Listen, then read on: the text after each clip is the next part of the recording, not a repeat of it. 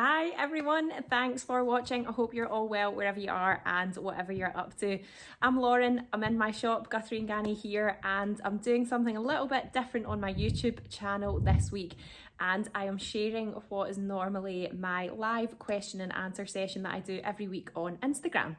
So I thought some of you that watch on YouTube maybe aren't on Instagram, or it might just be like another way to sort of watch it. Maybe you prefer the sort of landscape format rather than the portrait one that you get on Instagram stories. So it's a little bit of an experiment. I am going to be filming it with another camera as I do the live on my phone. So I'll be sort of reading out the comments that come in during the live on Instagram, and that so that you kind of know what I'm talking about. But lots of people have submitted questions beforehand, so I've got all of them to answer as well, and I've got loads of fabrics and different sort of patterns and garments and stuff out to show you from the shop. So it's lots of inspiration, lots of sewing tips. You get to see some of the fabrics, and hopefully, yeah, it inspires your next project. So I'm going to cut to the live now. If you like this format and you want me to keep sharing my weekly lives on my YouTube channel, then do give me a thumbs up in the comments or leave me a comment on YouTube. And yeah, I hope you enjoy it. Hello, thanks for joining. Hi. Lovely to see you all. Sorry if it's a bit confusing that I'm here. It is Monday, it's not Sunday. Just mixing things up a little bit this week. So yeah, it's lovely to see you all on a Monday. We've just been a bit all over the place the past few weeks, haven't we? But yeah, such is life. So thank you for joining me tonight. I've got loads of things to show you. I've had a really good bunch of questions sent in beforehand this week, so I'm going to answer all of them for you. So yeah, if you're looking for some fabric and sewing and dressmaking inspiration and just some fun fabric and sewing chat for Monday night, then you're in the right place. We've got some people from various places tonight. Hello Edinburgh, and somebody else, I'm sure somebody else was international. Where did they go? Louisiana. Hi everyone. So hi from Sweden, very international. Hello. So yeah, I do have some new things to show you. A few new fabrics. We are expecting more new fabrics this week, which will probably then be online next week, but depending on when they arrive, I might be able to give you a little sort of look at that next Sunday in the normal slot. I wonder if the different time is attracting a different audience. We've definitely got quite a lot of international people tonight. Indiana, USA, New Zealand, hello. Bognor Regis, hi. Kefalonia, Leeds, Florida, Brighton, hi everyone. So yeah, I've got new things to show you. I've got your questions to answer, and then some fabric and pattern recommendations that have been sent in as well. So as I'm chatting along, feel free to ask any questions. I'll try and keep up to date as much as I can with the questions. If there's anything that you want to see, or anything that you're looking for, any tips or anything like that. Hi Lauren, we are wearing matching hoodies. Snap, hoodie snap. Yeah, this is the Chalk and Notch Page hoodie, which is our Sewing Society kit for September. So there are dressmaking kits that we sell that have got everything in it to make a lovely garment. I have just been feeling like I want to wear the Page hoodie all the time. It's like a comfort blanket. It's so snuggly, and I don't know, at this time of year it's like you just want something to kind of feel like it's hugging you and like keeping you cozy. So I have been wearing these a lot. This is the more sort of cropped version that's got the waist tie in it. But there, you know, it does come with other, if you like something a little bit longer. I made this version a little bit longer, so that's the plum colorway, and it's got a hem band as well with the ribbing. And then, or you can have cropped with a hem band, and then this is the same style in the body, the teal colorway, but this has just got the balloon sleeves, the kind of fuller sleeves. So we do still have all of those kits available. They're in the Sewing Society section of the website, so you can check them out for the Page hoodies. And if you want to go all out with the matching outfit, we do still have, we're out of the denim, but we do still have the plum and the pink and the teal plateau joggers. So that's the Closet Core plateau joggers. So yeah, you can get all of them as kits as well. Some of you have been making up really lovely versions already and getting cozy for this time of year, so that's good. Hi from Dunblane, log burner on, curtains drawn. That sounds very cozy. Okay, so yeah, I wanted to tell you what I was wearing because people usually ask. On to the new fabrics. Two other new things just to let you know about before I start showing you the fabrics. We have got the new Fibre Mood magazine in now, so we're now going to be stocking the Fibre Mood magazine, and we have selected fabrics that are in the magazine as well. They've just not arrived yet. Annoyingly, they're like a little bit stuck at customs. I'm hoping that they're what's going to be arriving this week, so maybe I'll dwell on that more next Sunday. We are also now stocking the assembly line paper patterns as well. So if you want to try out the traditional paper format, printed paper pattern format of the assembly line, we've got a selection of them now as well. So they are all in the just arrived section too. In terms of new fabric, so I wanted to show you this one here, which is a super cozy cotton shearling fabric. So it's a mix of cotton, it's 70 cotton and 30% polyester. It's a natural teddy shearling fabric, and it's £20.80 a metre. So we used a very similar fabric to this in our Grain Line Thayer jacket coats last autumn, where it was like a fluffy collar, so you just need a little bit and you can do the outside of the collar and it looks really nice. Would also be really good as a lining as well, maybe for a shacket style jacket, so you could line something like the Elford in it, and it would be really lovely and snuggly as well. It's nice and soft. So yeah, we couldn't get it before from our old supplier, but this is from a new supplier now, so yeah, it's nice that we've got an option for that. Then we have also got some new colourways of the Robert Kaufman checked flannel. So this one is it's the Mammoth Junior organic cotton flannel, and it comes in a few different colourways. So it's 100% cotton and it's brushed, so it feels really sort of nice and snuggly and cozy as well. I would say it's more of a medium weight cotton, so anything that you make in it, it's not going to like swish and drape, it's going to have a little bit more structure to it. But this comes in we've got it in 4 new colourways. So this is the summer one here, so it's more sort of like pastel-y shades, I would say. And then this one here has been really popular already. It's sort of like blues and pinks, quite bright. This is my favourite one. This is like a little bit more muted, so it's got a really soft pink and ochre, and then that's like a kind of grey colour in that one. And then if you like the brights, then we've got this really bright one here, which looks really fun. So you could definitely make shirts and tops with this one. You could make a dress as well, or you could use it as a lining for a shacket as well, or another sort of kind of autumny jacket. It would look nice. You know, you could line the bodice with it, and then if you wanted something more slippery in the sleeves, but yeah, that would be really nice. Somebody's saying for PJs, yeah, you could definitely use it for PJs as well. It feels really lovely and snuggly. Let's just see if I've missed any other comments here. I've been wearing the pink joggers today, so cozy. Okay, so somebody's talking about the plateaus there. Okay, so yeah, new colourways of that one. And then we have also had some new boiled wools. So any of you who came along with me on my little fabric buying trip that I did a couple of weeks ago on Instagram, and I was sharing like pictures and fabrics and stuff that I was seeing, and I was asking you about the boiled wool and whether it was 100% wool or the viscose wool mix.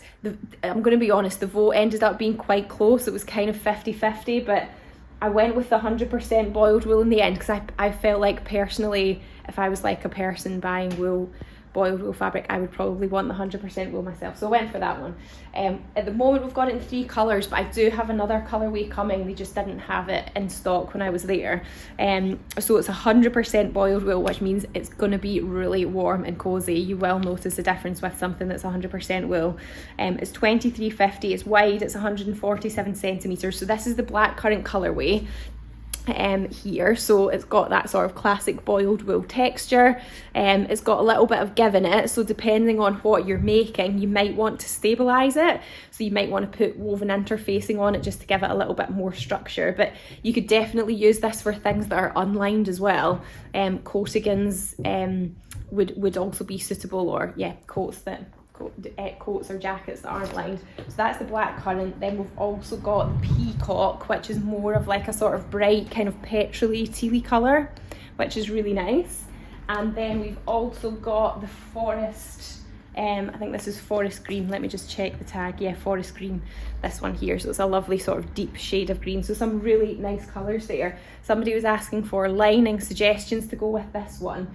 None of the colours that we've got, like the greens or anything, match exactly. So I think probably my top pick would just be something neutral, which is this one here. This is the Champagne Bemberg Coupe Pro lining fabric. It's really lovely. It's a Bemberg Coupe Pro fabric, so it feels lovely and soft. It's not going to be sweaty like an acetate, and it's 10.60 a metre. So yeah, that would be a good lining for it. But we do have this new lining in, which is really fun. Can you see it's got these sort of old-fashioned kind of sailboats on it, and kind of cloud sky scene. It looks a bit like an old-fashioned painting, really. It's called Perfect Storm, and it is a dead stock fabric. It's an ex-designer fabric, and I'm not allowed to tell you the name, but what I will say is that the designer's name has my name in it. So I didn't say it, but maybe you can work it out for yourself. So this one is polyester, it's £9 a metre, but yeah, it's got these really cool ships on it, and it looks amazing with the black currant one. I think because those clouds are kind of purpley a little bit. Let's see if I can hold them up together. Because the clouds have got purple tones in them, I just think it just looks really nice with the boiled wool. So yeah, that would be my lining pick to go with that. And then was there any other new things? The last new thing that I wanted to show you was, again, from that fabric buying trip that I went on, and I showed you the wall of the marled fleeceback sweatshirting in all the different colours. We did stock quite a few of the colours already, but I asked you if there was any other colours that you wanted, and quite a few people said yellow, and we hadn't had yellow yet, so I added yellow to the collection, but I did restock on all the others as well. So here's the yellow. It is, but we do have it in lots of other colourways too. So this is the Sunshine Marl Fleeceback Sweatshirting, and it is wide. It's 142 centimetres wide, 55 inches. It's 16.60 a metre, and I would say this is our heaviest weight sweatshirting. So it's thicker than the sweatshirting that was included in the kits. It's got a really lovely fleecy back to it, and the front of the fabric is, the light's maybe not picking it up quite right here, but it's kind of marled a little bit, so it's not like a solid colour. It's got a little bit of depth and texture to it. So yeah, we've now got that in loads of colours, maybe like 6 or 7 different colours. So yeah, good for sweatshirts, jumpers, jogging bottoms, hoodies, zip ups, that kind of thing. It's a really lovely one, and nice fun bright yellow. So those of you that voted yellow, there you go, you got your yellow. Okay, so let's see what other questions I've missed here. Make a fab infinity scarf, yeah. Back of a quilt, yeah, somebody was asking me about that actually. Could you use the shearling as a back for a little baby quilt or like a kid's quilt? I think you could do. You're 100% going to need a walking foot to do that. And I would say potentially you could get away without putting wadding in if you were using this, but I don't know, I would maybe do like a little test piece before you definitely commit to not using wadding, just so that you can feel like you've got the sort of thickness or the kind of body to the quilt that you want. But definitely a potential to not put wadding in if that was your quilt backing. Any jogger material, yeah, that marled sweatshirt that I just showed you, that would definitely be jogger material. And we do a range of cozy colour sweatshirting as well, which is kind of like our classic range of sweatshirting that's really good for joggers too. I loved boil wool, no fraying, always a plus indeed. What's the width, please? I've missed the context of that question now, but everything that I have showed so far is either like 140 or 150 wide. When using boiled wool, do you interface all the fabric before cutting out the pattern, or how do you stabilize it? I think it would depend on what style you were making. If you wanted your garment to have like a bit more sort of like structure and hold its shape a little bit more, then I would put interfacing over the whole thing. So you can get woven iron-on interfacing to cover the same area of fabric that you've got. And then when I've done that, before I've spot fused it, before I cut it out, so rather than cutting out the interfacing and all the pieces, I've kind of spot fused it with the iron, cut it out, and then then fully fused on. I do have a blog post on that, but definitely doing that with boiled wool can help with like bagging out at the elbows and bagging out at the bum, just because the fabric does have a little bit more give. That marled sweatshirting is wonderfully warm. I used it for a blue mile end. It washes beautifully. Oh, that's good. The quilted jacket in the window, how would you construct it to make it reversible? So what you would need to do is bind the seam allowances on the inside and then sort of sew them down so that they were flat. So it would mean on one side you would kind of see like where the seams were a little bit more, but you can kind of sort of not disguise them, but you can almost like make it a feature of the coat by binding them. And if you did it in the same, if you bound them in the same fabric that you did for the like that side of the coat, then obviously they would blend in a little bit more. Is there a seam finish you would recommend for an unlined jacket? I think it would depend what fabric you were using. I mean, in theory, if you're using the boiled wool, you wouldn't need to finish it because it doesn't fray anyway.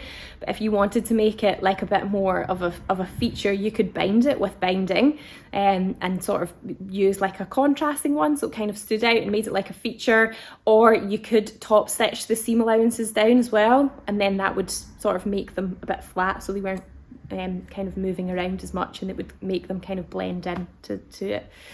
Would you get the boiled wool dry clean before cutting out?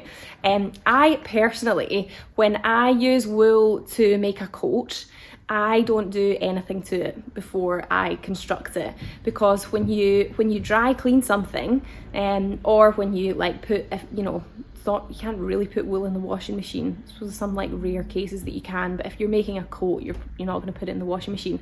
It just changes it. It changes the body of it. It can take the life out of it a little bit. And when you buy wool jackets in the shops, or you buy any kind of coat or jacket in the shops, it will not have been pre-washed, and that's because it's the life and body is like stays in the fabric when it's new. And for garments that are like coats or jackets, they're over garments, I think you need to like seriously ask yourself, how often really would you be getting them cleaned anyway? It's better to try and spot clean them if you can, to air them, to get rid of smells, hang them out. Some people put clothes in the freezer to get rid of smells on clothes as well. And try to clean it and launder it as least as you can, because that will preserve the life and body of that fabric for longer. Okay, have you a pattern for your hoodie? Yes, it's the Chalk and Notch page hoodie, and it's part of a kit that we are selling at the moment that's got everything in it that you need to make it. So yeah, Chalk and Notch page hoodie is the pattern. Okay, so on to the questions that had been sent in beforehand. I'll get through some of them now. So the first one is, I need to lengthen the plateau joggers by 5.5 centimeters. Should I do it all in one go, or should I split it above and below the knee? So as I was showing you before, the plateau joggers is this one here, and I would say for like a jogging bottom, they do kind of taper quite a bit. Like they become quite fit, they're not fitted, they're not like skinny joggers, but they're not like a straight down. They do become more fitted at the calf. So I would say for that, I would say yeah, you probably would want to maybe like split out the lengthening a little bit, because if you've got long legs and that's why you're lengthening it, then probably where the knee is, and your thighs maybe like a little bit longer than what the pattern is. So then yeah, you kind of want to add length there and add length there, so that the sort of proportion of the width of the leg maintains and is kind of spaced out evenly. I hope that makes sense. So my answer to that is yes. I think if I was lengthening it that long, I probably would split it above and below the knee. Okay, the next question is, what diameter of piping should I use for the Carolyn pyjamas? So I would say there's like a little bit of a range here that you could go for depending on how much you wanted the piping to stand out. I would say anywhere between like 3 and 5 millimeters should be fine. Obviously the bigger it is, the 5 millimeters is going to like stand out more. So yeah, whatever sort of feature you want to make of it. Okay, the next one, when a pattern gives a bust measurement, does it mean high or full bust? From my experience, if it doesn't specify whether it's high or full bust, then it's probably the full bust. So it's like your bust at the fullest part here, as opposed to the high bust, which is like coming up and over your bust. Okay, the next one is, I'd like to remake the hinterland dress. I want it to be less full. Is there a formula? So the hinterland dress is a sew liberated pattern. We did this as a kit earlier on in the year, so this is one of the versions. We did still have some of this one left, but I'm not sure, it might have gone now. Sorry, I don't know the stock levels there, but anyway, this is it here. So the style of this dress is that you kind of pull on and off over your head. Like, it has this button band here, which you can optionally take all the way down the front, but you don't, I guess that's kind of more decorative. Like, you can just pull it on and off over your head without doing that up. So if you were doing this version where it's a half placket, if you want it to be less full in the skirt here, then I would have a look at what the width of your front bodice is compared to the skirt panel and work out the difference between the two. And then if you want the skirt to be less full, just make the rectangle narrower. If you want the whole thing to be less full, there's only so far you're going to be able to do that because of the style of this dress. It only has bust darts. It doesn't have any waist darts or back darts. So if you're wanting to make it more fitted at the waist, then you're getting into the realms of doing like quite a lot of pattern adaptations to that to bring it in. My suggestion would be to make a little belt that goes with it, or put in waist ties if you want to add more definition to the waist. But in terms of the skirt, you can definitely make that less full just by having the rectangular piece for the skirt section less wide. Okay, so the next question is, for the advent calendar bundles that you're selling, should I pre-wash the wadding? And could I add snap buttons to the pockets? So this is for the Dashwood advent calendar panel that we've got here. So it's got this is what you make, and it's got all these little pockets that you can put like little chocolates or whatever in for your advent. So we're selling bundles of this. So you get the panel and the wadding and the backing fabric and some binding for the outside edge and some ribbon as well. You just need to add your own thread. And then it works best if you've got a bit of doweling for the top. I just got this from Homebase because it makes it hang a little bit straighter. In terms of pre-washing it, I've got to be honest, I hadn't really, when I made the samples, I didn't wash it because I didn't really think that I would ever be washing my advent calendar. But I guess if you're worried about it getting maybe really chocolatey or something, you might want to wash it. Polyester is not really going to do anything when you wash it, so I don't think it's going to make a difference if you pre-wash that or not. So I guess my answer to that question would be no, I don't think you need to, but you could if you wanted to. And in terms of adding on the little like poppers to close it, I think what you would need to do is basically each strip, it's like a strip that you kind of fold into a concertina to get these little pleats, and the top of it's just hemmed over. So I think if you wanted to add poppers onto it, you're going to have to stabilize that a little bit more. So I would interface it, and even if it's just like the top section, interface it, and then I would probably line the pockets as well. So I would maybe like almost like bag them out and then concertina fold them and sew them on, and then it would just mean that you've got a little bit more structure there for the popper to hold on to. So yeah, I think you could, but you just have to like alter the way that you make it a little bit. Okay, the next question was tips for a curved hem. I struggle to iron it evenly. So if I've got a hem that is curved and I have to press it back, say centimetre, centimetre and a half, what I would always do is sew in a line of basting stitches at the distance that I had to press it, and then I would use those basting stitches as a pressing guide. So I would sew them on the machine with a long stitch length, and they're easy to pull out later, and then you can use that as your pressing guide to fold and press it back. So that's probably my method for getting it quick and easy. Somebody else was asking about hems as well. I think that's further down, but I'll just add it on here while we're talking about hems anyway. Please share tips for hemming. They always bunch up. Why are they so difficult? So really the key to getting like a nice flat hem is that you have to be pressing it really well before you actually come to sew it. So depending on what you're making and the shape of the garment, it might also be that the hem has like a different sort of like shape to the bottom. I meant to draw this out beforehand, I'm sorry, and I forgot. So say if it was a like a narrow leg trouser, so it was quite a tapered trouser, but then it had a deep hem. So say your trouser piece, is this coming up on screen? Say your trouser piece is like coming down like this, then your where the hem gets turned up, it might have like some subtle shaping here where it sort of like kicks out a little bit, and that's because when this bit folds up, it has to fit into that widening shape of the leg there. But sometimes that can be quite subtle on patterns, but it does make a difference.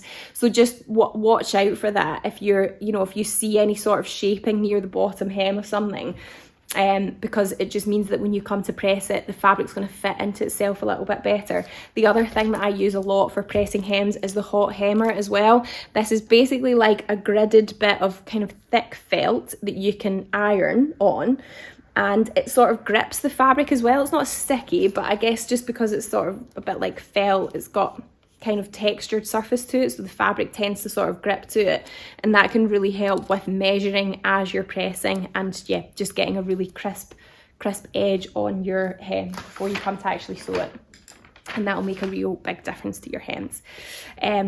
Okay, the next one was tips on sewing thick fabrics or layers of thick fabric. So again, this might depend on what kind of fabric you're sewing with. It might be maybe that you need to trim the seam allowances a little bit more. You could use a wooden clapper here. So these are clappers that we had made locally here in Birmingham from Sustainable European Beechwood, and you use them as you're pressing. So you have to have water in your iron to generate steam. You press your fabric or what you're working on and make sure that steam's going into it from the iron, and then you take the iron off, and then you put the clapper down and you like apply pressure. So you've kind of like this on your ironing board and sort of applying pressure down through it, and it can help to sort of squash it and flatten it. So a clapper can really help, especially with woolen fabrics. The other thing that you could try is using a hammer as well. So just on a hard surface, just giving your fabric a bit of a hammer to sort of flatten and squash it. Making sure that you've got a nice strong needle as well will help if you're sewing thick fabrics. And what I've even had to do once when I was sewing a coat that had really thick fabrics, and it was like an area where there was lots of seam allowances to sew through as well, what I actually ended up doing was I used a stretch needle for the top stitching, because the eye of the needle on a stretch needle is a little bit higher, and it's so that the loop that gets made as the stitches are forming is a bit bigger, which helps with really stretchy fabrics, because then your stitches can obviously stretch more, but it does also really help when you're sewing something really, really thick, because that bigger loop that gets formed means that the stitch can just loop through more layers of fabric, really. So yeah, a few things that you can try if you're stuck with sewing through thick fabrics. The next one was the washing guidelines for the rose woven check for lined fabric. So this is this one that we've got here also comes in a mocha colorway, so it's like a nice sort of furry fabric on the back. It's like double-sided fabric really, and it's been super popular. I'm presuming people are making shackets with it. It's really lovely. We've got a bit of it left. It's the rose woven check for lined fabric, and it's £20.20 a metre. So it's 95% polyester and it's 5% wool, so it does have a little bit of wool in it. So it didn't come with any official washing instructions from the supplier, and I haven't test washed a piece. But I would say if you feel like you do want to machine wash it, I would just test wash a little patch and see what happens. It might be okay because it's only got a little bit of wool in it, but I wouldn't want to say for sure when I've not tested it myself. So yeah, I would test wash a little patch, and I'd be like fairly optimistic it would be okay, but do just check it if it is machine washing that you want to do with it once you've actually made it into a garment. Okay, next question was, do you fold the right side out or in when you're cutting out, and does it matter? I personally cut with the right side facing out, especially on patterned fabrics, because I want to just check that I'm happy with where the pattern is getting placed as I cut out. The answer is it doesn't matter if you're making something that's symmetrical, because whether you cut it out either way, you're going to end up with the same thing anyway. The only time that it would matter is if you're making something that's not symmetrical, so a one-shoulder dress or top, for example, then it would matter what way was up, because it would affect what way the one-shoulder situation was. Okay, the next one was, I travel a lot with work and I miss sewing. Any small or travel sewing machine suggestions? I don't have any suggestions for this one, but I thought maybe you guys would. So if anybody does have maybe travel with their sewing machine or take their sewing machine with them when they go places, then let me know what you've got and if you find it useful, and I will share your responses. So maybe while somebody's suggesting some of that, I'm just going to catch up on your comments that you've been adding in here. Okay, where did I get up to before? I bought the Pep and Tote bag kit and absolutely love it. I have since made more but can't find scraps of the same quality you provided. Do you still sell this webbing? Yes, we do sell the same webbing that was in the Pep and Tote bag kit, and we've got quite a few colours as well. So I think if you just search webbing on the website, you should find it. How far ahead do you plan your kits, and how do you decide which patterns to use? It varies. I try to plan ahead as much as I can. Sometimes it will be like up to 6 or 7 months ahead. It depends on when we see collections from our suppliers, and when fabric's going to be available. At the moment, I am planning fabric and kits for April next year, so maybe that gives you a little bit of context. In terms of deciding which patterns to use, I would say that we try and get patterns that have got as big an inclusive size range as possible, which is getting easier as time goes on. The other big deciding factor that can often affect what pattern goes in a kit, sometimes the pattern companies don't let us use the patterns. I don't know why. I ask them and they say no. So that does limit me as well sometimes. So we've got certain companies that we've got a really good working relationship with, and we use their patterns a lot because we like them and they've got a good size range, and those pattern companies work really well with us. But I am finding it tricky when I try to get new pattern companies, because some of them just don't want me to use the patterns. So yeah, if you've got any special requests of like a pattern company that you want or anything, then always let me know. But sometimes I can't always fulfill that because I can't get a license for the pattern despite my best efforts. Okay, the next one was, would love to get your advent calendar. Yeah, well, we've got 2 different panels. We're also running a workshop for it as well, so that's listed on the workshop section of the website. You can come to an evening class to learn how to make the advent calendar. The G&G clapper and pin and magnetic pin holder are great. Oh, that's good. Retravel, I love hand sewing. I made a whole Celio, I keep saying this wrong, cello top, the closet core one, with a needle and thread last year. Very portable. That is devotion, hand sewing a whole top. Could you please show your selection of bag straps if possible? Yeah, sure. I will go over to the bag strap area probably more towards the end, and I will show you all of them. We've got some plain ones, we've got some coloured ones as well. Have you any ideas of patterns with boucle fabric? I would say like a nice little jacket would be nice, or a coatigan. That's really interesting. I didn't realise you needed permission to put certain patterns in a kit. Yeah, because we use the PDF version of the pattern. So basically, when I first started doing the kits, this is a bit of a tangent, but maybe you're interested in it. When I first started doing the kits, we didn't really make that many, so I could just get the traditional physical paper patterns to put in the kits. But then as they were more popular and we were like trying to make more to keep up with demand, it just was not possible to source the number of paper patterns that we needed and to get the timing right for all of that. It was much easier if we used a PDF pattern, because it meant that we could just print them ourselves and we could print however many we needed as well. So it meant that I didn't need to like worry about sourcing and storing and stocking all of these paper patterns to put in the kits, I could just print them out on my big A0 printer as I needed them. But that then means that I need a PDF license from the pattern company. So I need to say to them, can I use your PDF pattern to put in a kit? I'm going to print it out. Can my customers who buy the kit have access to the PDF files as well? You know, is that okay? Can we do that with you? And sort of get a license to use the PDF pattern.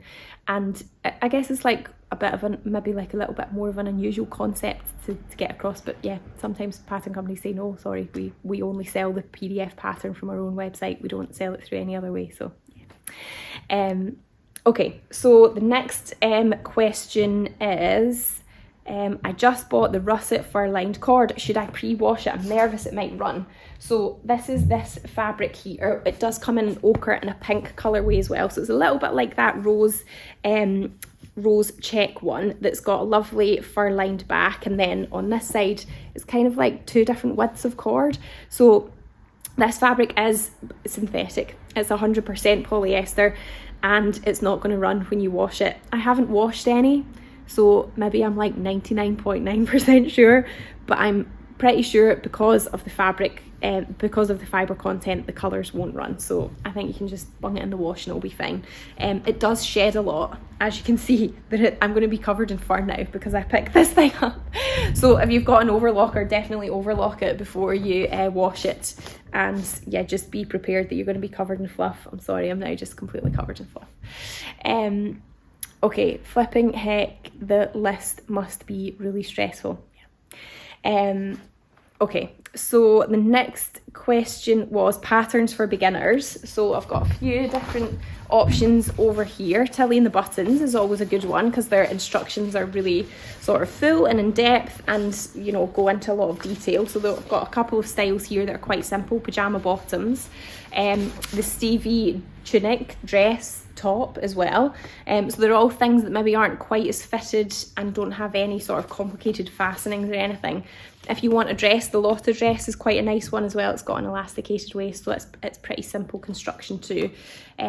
So they don't have like set-in sleeves, those tops and dresses, so that makes it a little bit easier. So yeah, nice options there. The other ones that are nice and simple, quite sort of basic garments to get started with as well, are these two closet core ones, which you can, Closet Core also do like a beginner sewing online course as well, which use these patterns.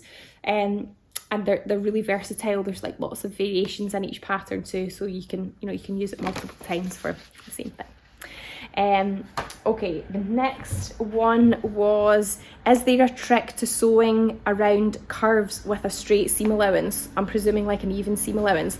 So depending on how tight the curve is, what I sometimes do when I'm sewing around a curve is I will, as I'm sewing round, I'll sort of stop mid-curve and I'll leave the needle in the fabric, and then I'll lift the foot of the sewing machine up, and then I'll sort of tilt or kind of pivot the fabric a little bit. So a bit like when you're turning a corner and you would, you'd like turn it 90 degrees, but don't turn it 90 degrees, like just turn it a tiny little bit, put the foot back down, do another couple of stitches, maybe even like only 2 or 3 stitches, leave the needle in the fabric again, lift the foot up, turn it a little bit, and just sort of gradually come round the corner nice and slowly, rather than trying to like keep going and you're sort of like fighting with the fabric and it's hard to keep up with everything. So that really helps me when I come to sew round curves. I've just created an avalanche there.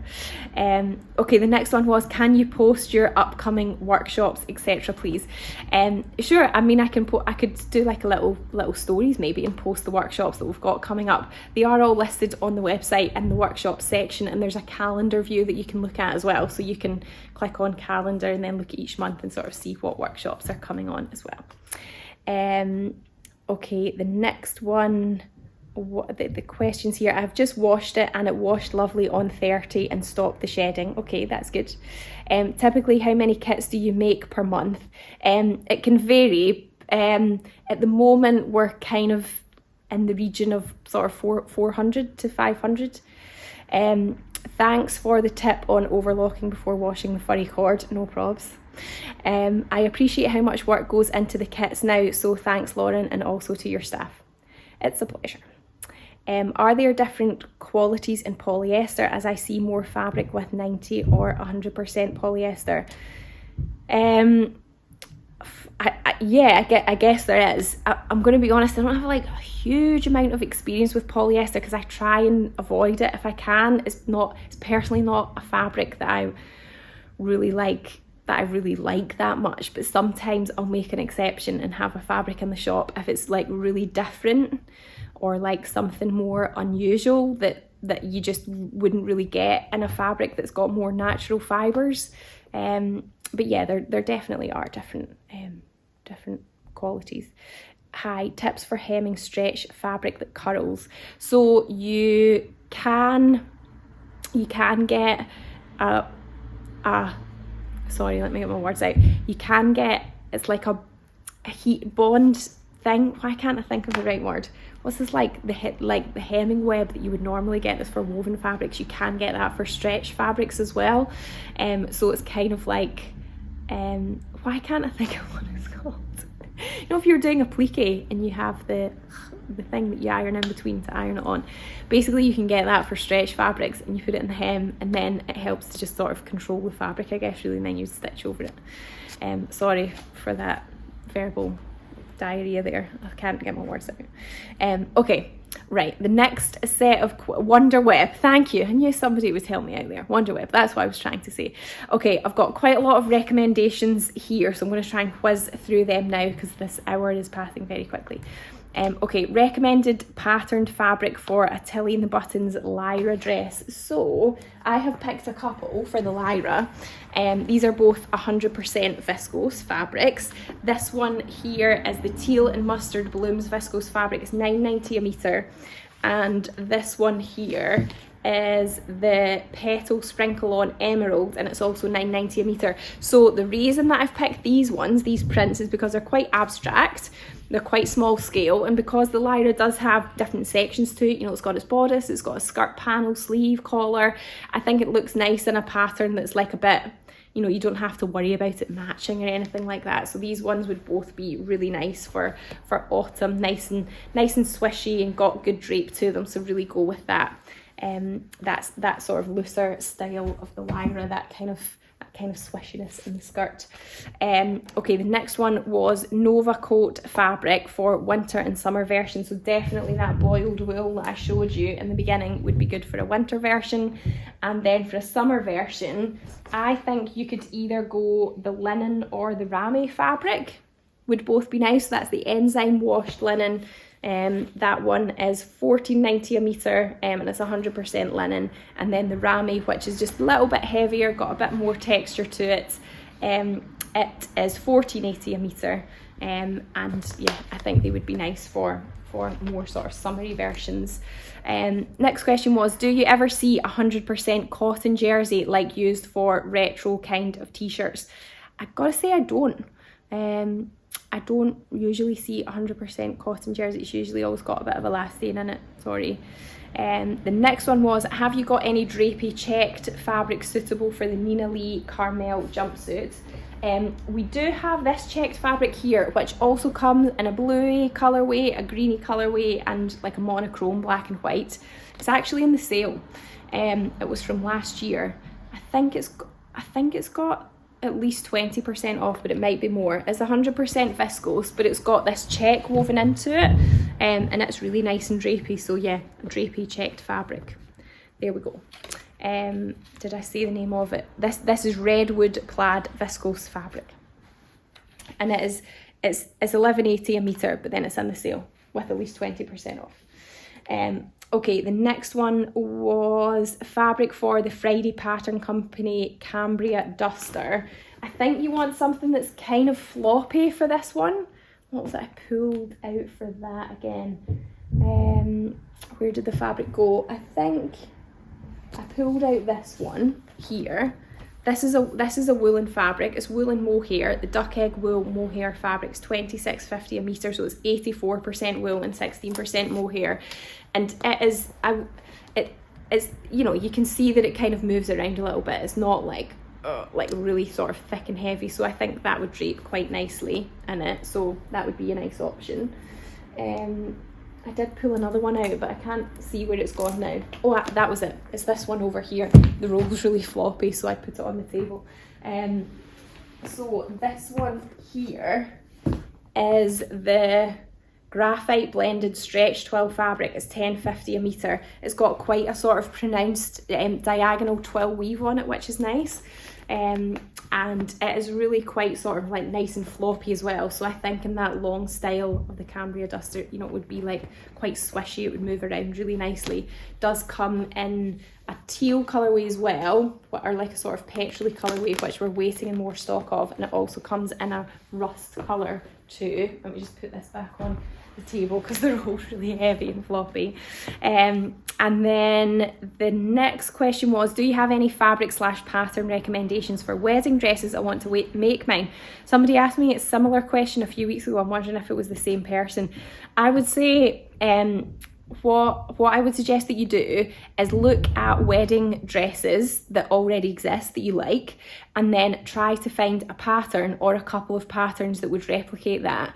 And the best way to try and see the biggest breadth of different patterns, I would say, is to look on the fold line pattern database and filter it for dresses, because it might be that you need, depending on what style of dress you want to go for, it might be that you need to combine a couple of patterns, like maybe the top of one and the skirt of another. So yeah, I would suggest that as a starting point. Okay, the next one was fabric for the paper cut Tula pants. So this is one that's got, I'm trying to think what the style is. It's got an elasticated waist and they're quite sort of loose. It does say that you can use it for woven or knit fabrics, but I would definitely say, again, something with drape is going to be good for that. So on the woven side of things, you could go for the Tencel Smooth Drape Twill, which comes in lots of different colours.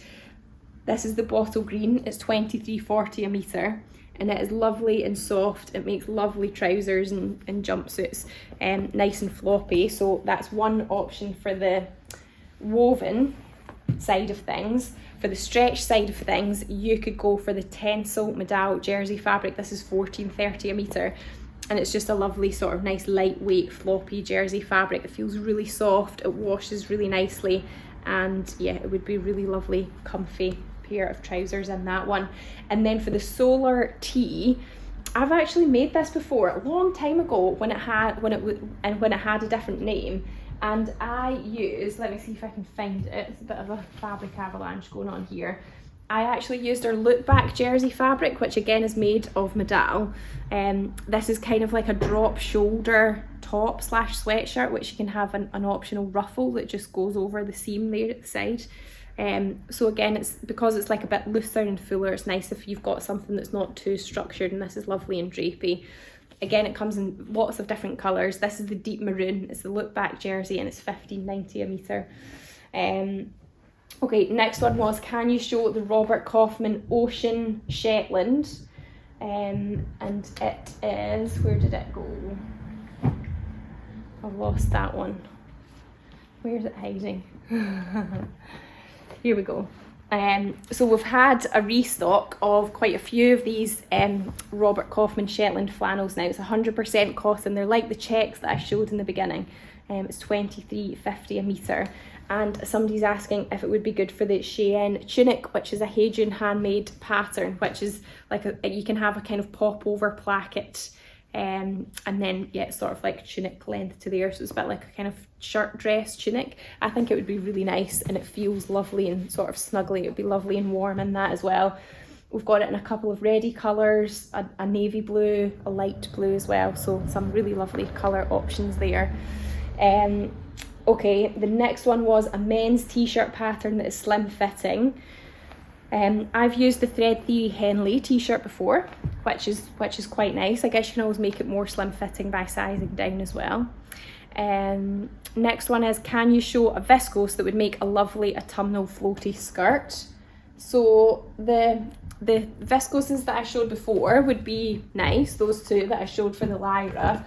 This one would also be nice as well. I quite like the colours in this one too. Some nice sort of greens and kind of blues and a bit of ochre in it as well. I think that would be really nice. It's quite an abstract pattern, so it would, you know, it would swish around really nicely in a skirt.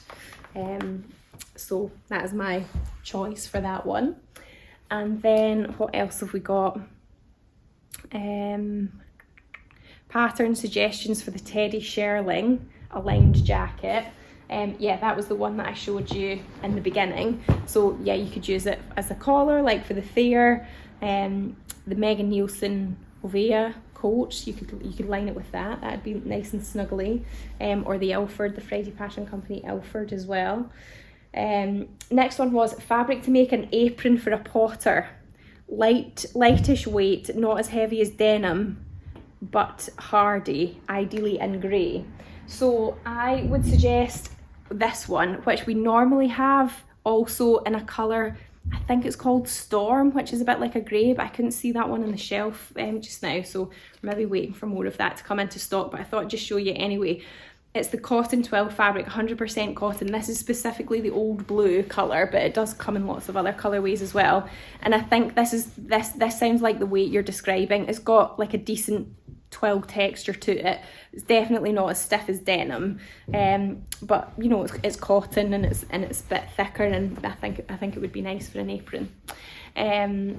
Okay, and then we've got, I want to make a woolen pippa pinafore fabric, and would you line it? So you could, I've got a few that you could use for that. This one is quite fun. This one is the spotty damson and navy wool fabric. It's 100% wool. We've also got it in a magenta and navy colourway as well, and it's like it's reversible. So one side is blue with purple spots, and the other side is purple with blue spots. So you could use that. We do also have some lighter weight wools as well, which are, they've got a high wool content, but they're a bit sort of thinner and floppier. So I guess depending on what sort of style of pinafore you wanted, you could go for these. Can you see how much sort of floppiness and drape that's got? But it is 94% wool and 6% lycra, so it's got a bit of give and stretch in it. It's a woven fabric, but because it's got the lycra in it, it's got a bit of stretch. And then, so that's like a moss green colourway, this one. So it's the moss stretch twill weave, and it's 1920. And then this one here is similar. It's the black twill wool fabric. It's actually 100% wool, and it's £18 a metre. But in terms of its sort of, the way that it sort of hangs and drapes, I would say it's quite similar to that moss one. You can see it's quite lightweight and floaty, so that would make a lovely sort of smart skirt or pinafore or a pair of trousers. In terms of lining it, I would say if you're making it in wool, you're probably obviously wearing it in like winter or autumn time, in which case you're probably going to be wearing tights with it, in which case I probably would line it, because I think it would stick to your tights if you didn't, which might be kind of annoying. So either line it, or you're going to have like a little slip skirt or kind of slip dress underneath it, so that you don't get it sticking to your tights. So that was all the questions that I had sent in before, but I'm just going to scan back here, and if anybody's got any other questions that you want to ask me, then ask away now, and then I'm going to go and show the bag strapping, bag webbing rather. Okay, so yeah, when I was struggling to find the words to say Bonda web earlier, somebody's said stretch interfacing. So stretch interfacing is a little bit different because it's only sticky on one side. This other stuff that I was talking about is sticky on both sides when you iron it. The wonder tape, somebody's asking about that as well. The wonder tape again is something a little bit different.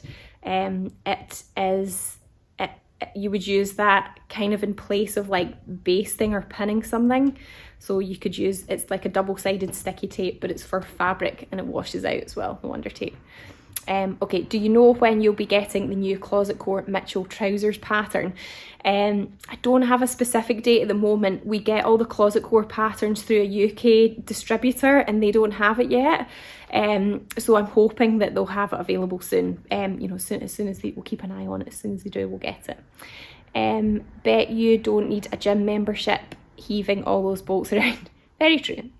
Can you show the wool twill please? So I think that was the ones I just showed, but if it wasn't, let me know. Which days is your shop open? So we're open for in-store shopping on Wednesday, Thursday and Friday from 11 till 4 and Saturday from 10 till 4. but the staff are in 6 days a week, Monday to Saturday, like cutting the orders and posting things out. Someone will always pick up the phone during that time. It's just for in-store shopping, it's those times. Do you ever buy clothes? I do, very, very occasionally, and as the years have gone on, I definitely buy much less. I can't actually remember the last time that I bought. Actually, I buy my kids' clothes. I do make them some stuff, but I just don't have the time or inclination to make all their clothes. I'm a bit too selfish of a dressmaker to do that. So I do buy my kids' clothes, and I like getting clothes from Boden. I think they're really good quality. So then sometimes I'm tempted by clothes, the grown-up clothes from Boden as well. But I would usually only buy something if I felt like it was in a fabric that I knew would be really hard for me to get, or it's something that would just take me too long to make. So in the summer I bought a top from Boden that was made out of linen, but it had this really amazing like embroidery flowers all over it, which I could have done. I mean, if I sat every evening and embroidered all those flowers on, I could have done it, but again, I don't have the time to do that, so I decided to just buy the top instead. Okay, somebody's asking framelastic, what's that? So framelastic is clear elastic that you sew into certain garments, certain sections of your garment to stabilise it but still allow it to stretch. So for example, it can get sewn into the shoulder seams because it stops the shoulder seams in stretched garments from stretching out and sagging over time, but because it's stretchy, it does still allow the seam to stretch and move. Will you be getting any of the jacquard fabric, like the fabric I bought last year for Christmas? I haven't seen any yet, but it might be that some pops up with our suppliers over the next couple of months, so maybe. Thank you. Also followed the invisible zip tutorial and it was really helpful. Thank you. Oh, that's good to know. Well, thanks so much for joining me on a random Monday night, everyone. Sorry for the change of schedule, but I hope you found that all very useful. So I am going to save the video to Instagram, but I have actually also been filming this to put on my YouTube channel as well. So if you prefer to maybe, you know, if you're like watching it back, or maybe you've joined late, you want to watch again, hopefully at some point during this week I will be able to get the YouTube version up on there, so it'll be more like in the landscape format. So you can watch me on there, and you can ask me questions on there as well. But yeah, thanks again everyone. All being well, we'll see you on Sunday as normal, and I hope you have a lovely good week and that you feel inspired and that you get some time for sewing. Actually, before I go, somebody asked me for some Sewing Society clues. So a week on Wednesday is going to be the next release of the Sewing Society kit, and I do have some clues.